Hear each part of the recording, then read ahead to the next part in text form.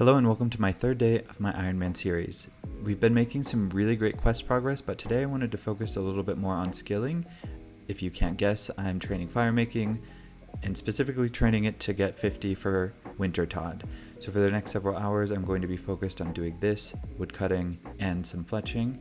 And then I'll probably get my thieving up a little bit so I can go steal some cakes. However, I did some off-camera fishing and cooking, and I've accumulated quite a bit of fish, so I may be set for food for a while, and I may just jump right in, I'm not sure. I'm still at the level where Wintertodt is only going to hit 1 or 2, so I'm safe in that regard, but we have to see. So let's continue firemaking. Alright, we are coming in at 30 firemaking, so we are now only 20 levels away from Wintertodt. Alright, we are coming up on 30 woodcutting, and I would like to start on willows, but I know that that is going to take exponentially longer. I don't know. Maybe I'll go do that. I'm trying to do something sort of AFK right now anyway, because I'm working. And so I guess probably within best interest it makes sense to go to somewhere that's a little slower. So I'm gonna go do that. Alright, I have spent a ton of time here at the willows, and now I've just gotten 50 firemaking. I have literally been here for like 6 hours. I'm gonna finish this inventory, and then I'm going to go to Django to get some warm clothes, because this is where you can get all of your festive holiday outfits, and I think that you can just get them at any point, but I'm not quite sure. A holiday event may need to be happening in order for you to do that. So let's see if he has anything for me.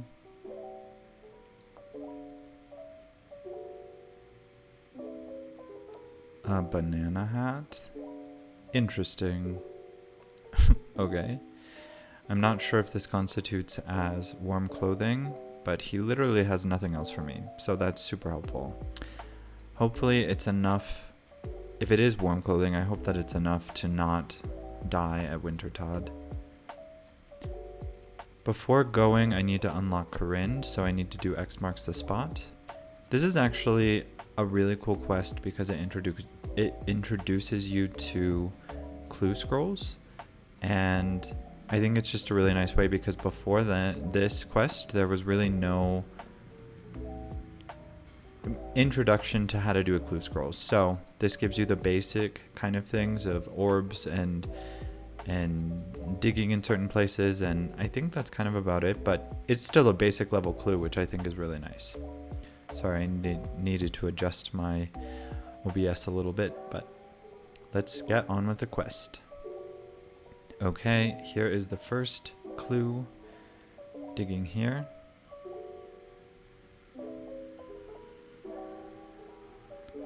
Okay, now I need to go behind the castle. Also, my clue help is on right now. Runelite did an update and I can't make it turn off. I have quest guides off, but not clues. So ignore that. I'm just using the quest itself to help me get to where I need to go.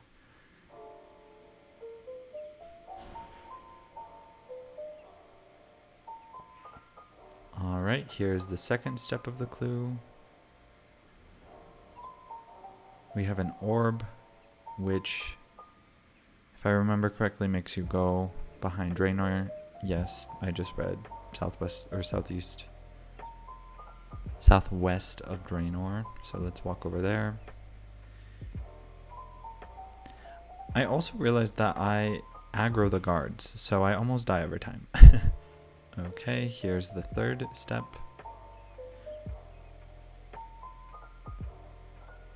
And I have to basically dig in the pig pen, which is just up here. And I think this is the last clue in the quest. And then after that, we've unlocked Corinne.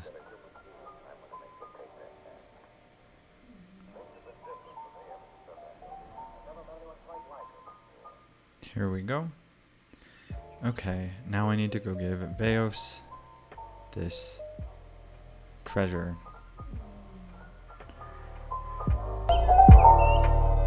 Alright, I think we get an XP lamp, which is nice. Perfect. Quest complete.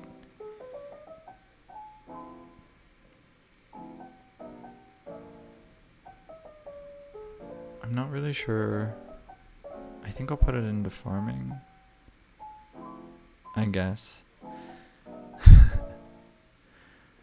Okay, so let's go to Corinne, unlock it, and then I need to run to Falador really quickly to buy a house, so that way I get the experience for construction when you're rebuilding the pan, or I don't remember what it is, but whatever you're putting the logs into. Okay, let me buy that really quickly. Thankfully it's only 1000 GP because I don't have that much right now.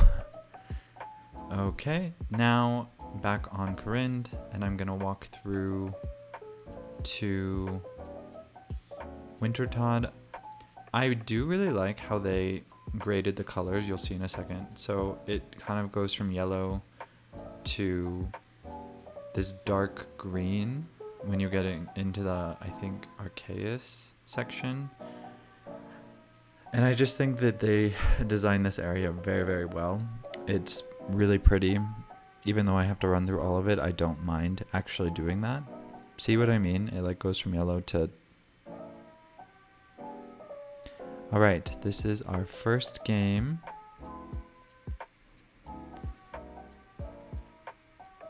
And let's see how much damage I take because, again, I have a banana hat as warmth. Oops, I think I ate too much. I think I should be able to get down to like 5 HP. But I don't remember. Hopefully it doesn't hit that hard. So far it seems to only be hitting 2s, which isn't that bad.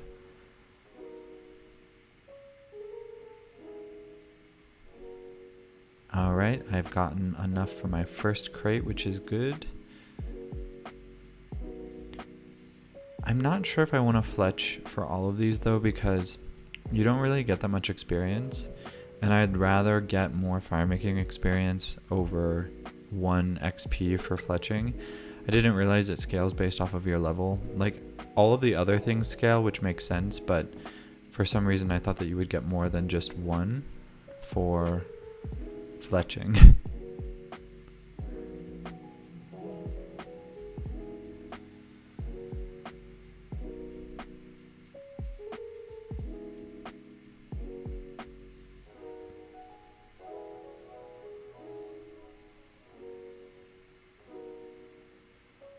Okay, so far I'm not that upset with how much damage I'm taking. I thought I would be taking a lot more. So that's a good sign.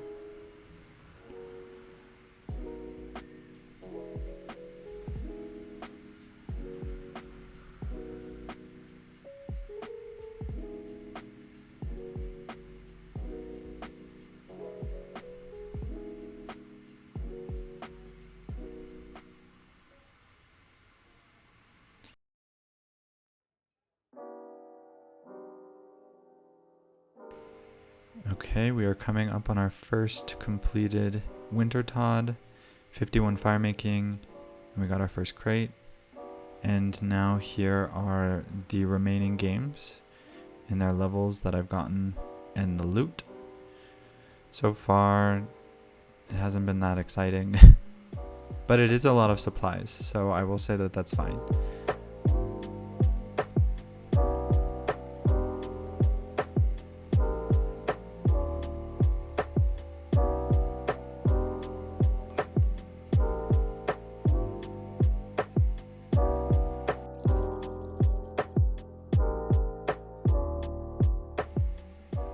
Okay, I have completed 60 firemaking. That's going to call it an episode. I'm not going to do any more.